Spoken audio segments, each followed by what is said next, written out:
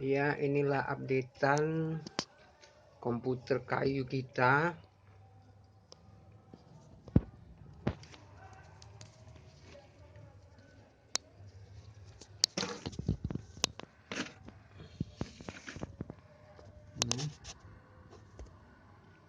Kipas heatsinknya saya ganti yang gede.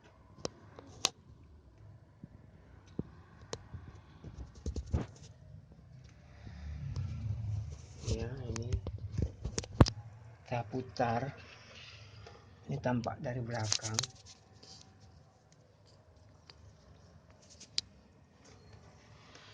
Nih.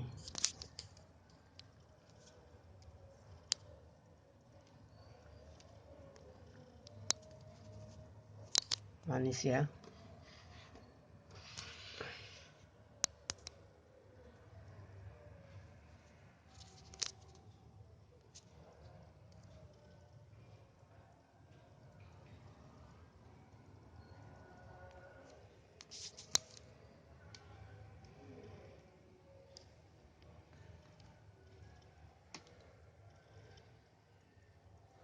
Oke.